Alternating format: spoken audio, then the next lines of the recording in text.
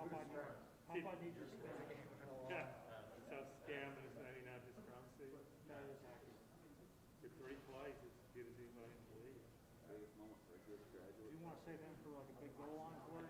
Kids, course, and Central Park. You just sit there pound beef jerky until you need him up there on the goal line.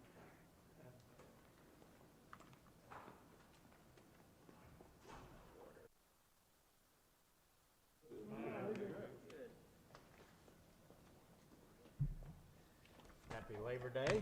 Welcome to Coach Heupel's Monday press conference. Coach will make an opening statement, and then we will take questions as usual and get a mic to you. Coach? Apologize for having you guys in here on what should be a day off for you guys.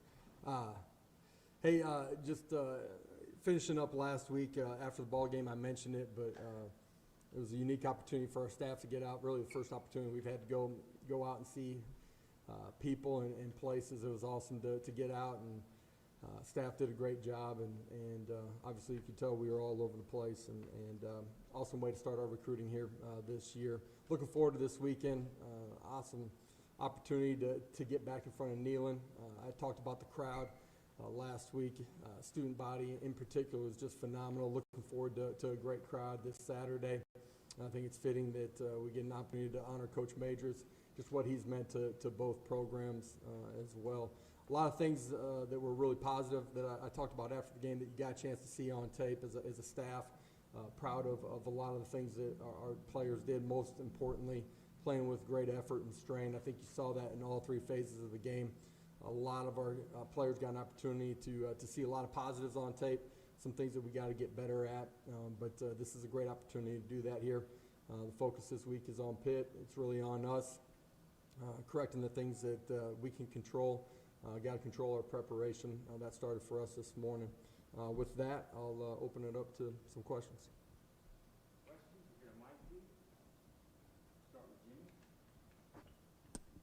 Josh, was there anything after watching the tape of the game that changed your mind after your initial impressions? I think it reaffirmed the effort that we were playing with and strain. I thought defensively, our first 2 levels in particular, D-line and linebackers, played with great effort and strain, played sideline to sideline. I think you saw that with a lot of individuals on our special teams. Collectively, we can be better with all 11 playing with that type of effort. But a lot of positives. And on special teams, a lot of young players in particular getting their first action. Offensively, I thought the front 5 and the tight ends played extremely hard. There's some things that we obviously have to correct in the pass game, and everybody played a part in it. Quarterback having his eyes in the right spot and delivering the ball. Wide receivers understanding what we're asking them to do and being able to read coverage and sit in the right zone. Finish it with a throw and a catch, accuracy or catching the football, and then a couple of busts in protection that we need to clean up so we can sit in the pocket and deliver it. When it looked good, all 11 were operating as one. When it didn't, somebody was off. We got to have great fundamentals and technique and learn from those things and get better this week, and certainly can do that. John in the middle, then Madison in the back. Josh, were you able to get many recruits in here for a visit on a Thursday night game? Thursday night's tough for recruiting, especially you got games that are coming up on Friday. A lot of them have things that they're doing on Thursday nights just as they're preparing for a game, and then some are playing on Thursday night too. So the combination of both weren't able to have anybody in. Looking forward to us and our program being able to have guys in here this Saturday. That'll be our first opportunity to really host guys here for a game day environment. Hey Coach, Madison with WBIR. You spoke on it some, but why was it important to make Saturday's game the Johnny Majors Classic with the history of him at Tennessee and at Pittsburgh? First time playing since 1983, so why was that important? Yeah, it's unique that Coach Majors had such a huge impact on both programs. As a player, as a coach, the things that his legacy lives on here at Tennessee. He's a part of the foundation of who we are. He's a cornerstone of it. I think it's a fitting opportunity to pay tribute to him from both programs, and it's unique that you have a coach that is that instrumental in 2 different programs, and very few opportunities that you get a chance to recognize that with both teams playing.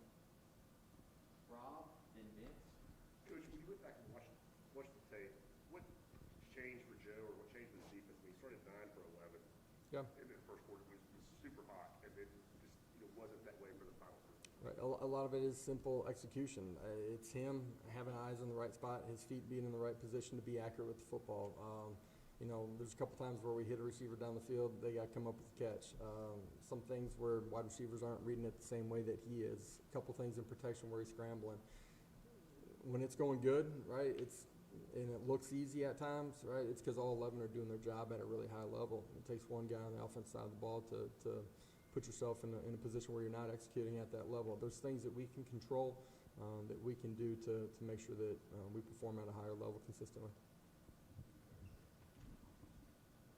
Two things. Do you have an update on Cooper Mays' availability? And then also, when you looked at the tape, how did you evaluate Ollie, their guard, and then Jerome sliding over to center? Yeah, Cooper's in the building today, moving around. As the week unfolds, we'll continue to get a better feel if he'll be at 100% for kickoff. I thought Jerome sliding over, obviously the holding calls, but other than that, executed and performed at a really high level inside. Did a great job of communication, getting everybody on the same page.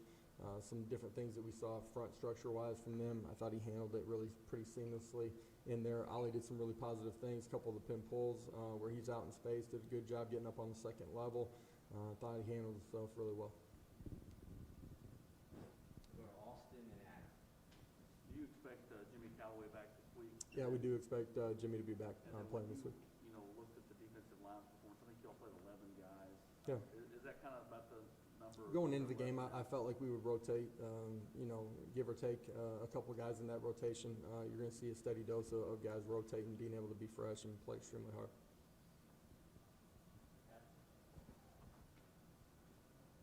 Adam Sparks, Knox News. You talked about things that are correctable in the passing game from every position. How common is that when you're putting in a new system, a few new wideouts, a new quarterback? How common in your experiences that you need? Yeah, you don't want it to be that way. You want to go out and execute.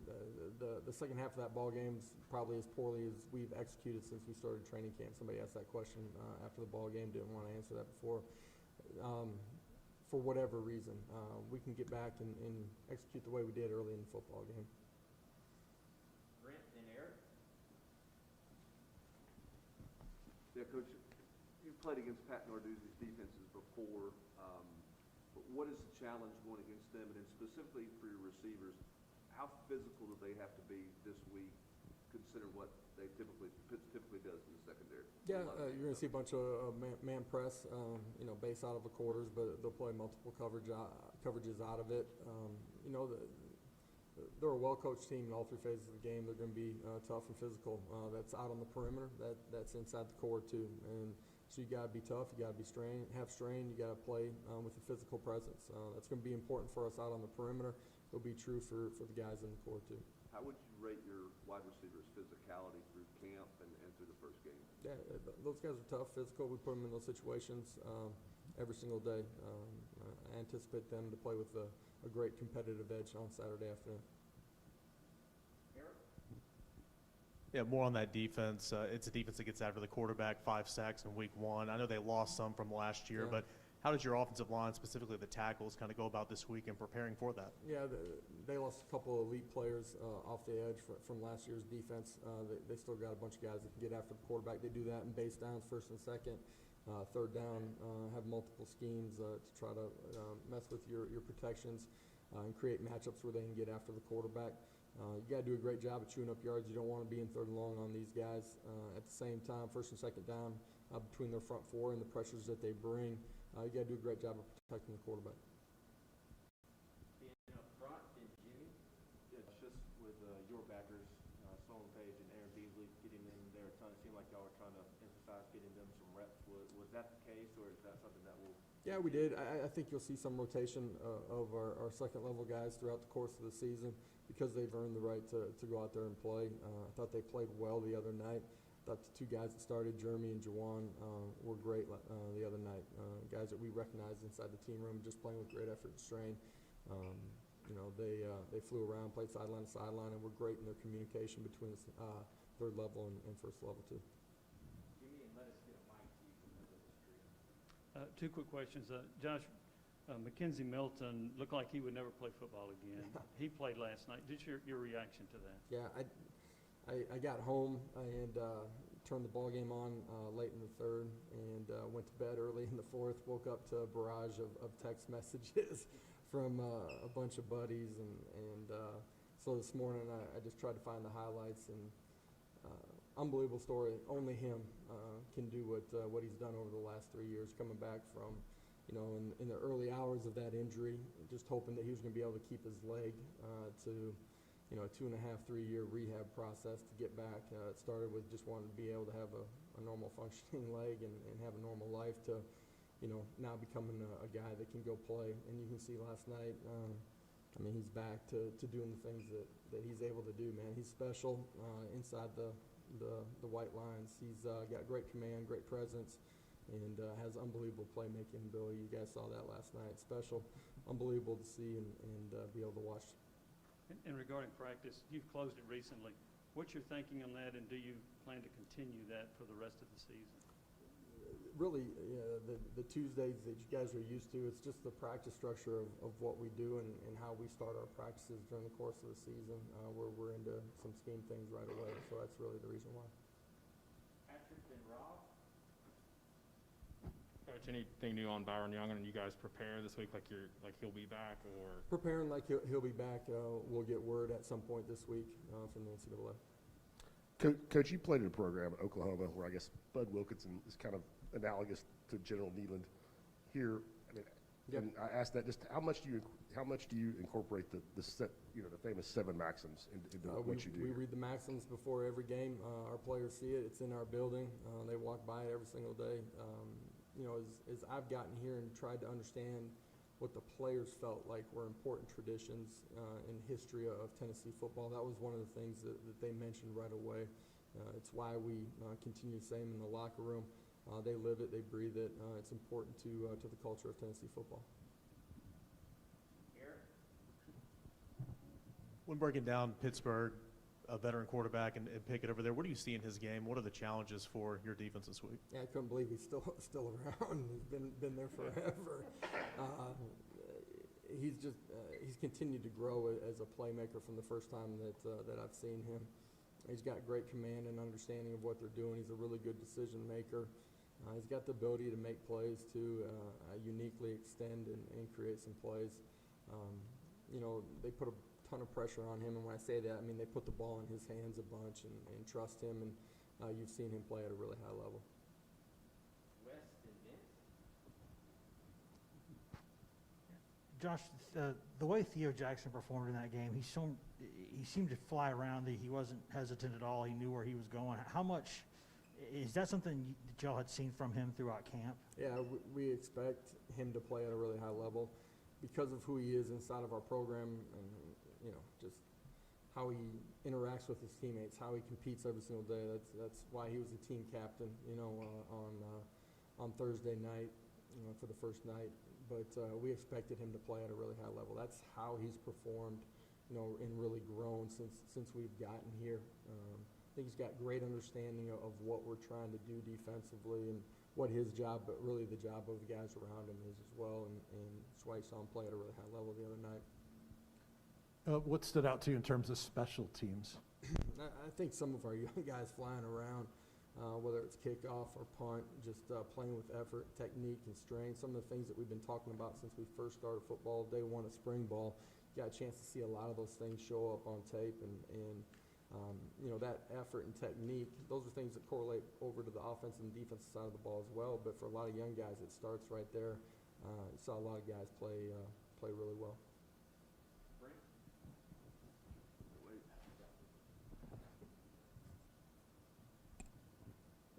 What was, when you watched the tape, what was your evaluation of your running backs? What did you like that Tyon and Jabari did? And I know that Bowling Green maybe wasn't the most formidable rush defense from the previous year, but what did you like about the execution of your run game? I thought as the night went on, they did a really good job of some of the scheme changes that we made. They adjusted to them at the running back position. I thought they did a really good job of pressing the line of scrimmage and delivering second-level blocks to some of our combinations, whether it's a center and a guard or a guard and a tackle.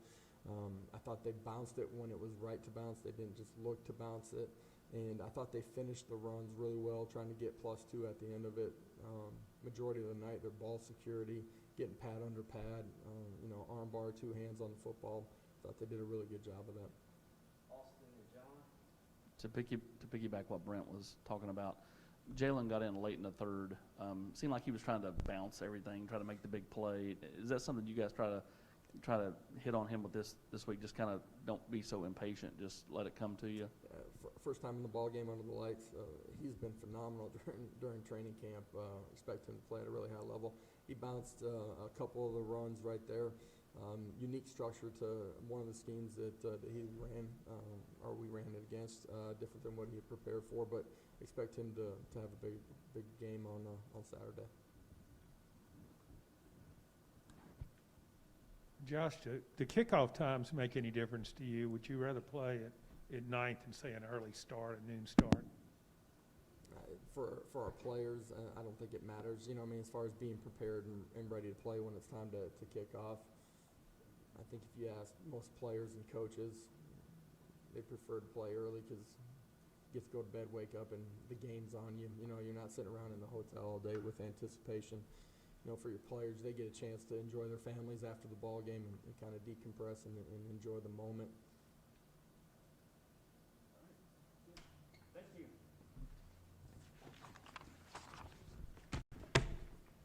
Guys, enjoy your Labor Day. Already have. Bill, thanks, Alan.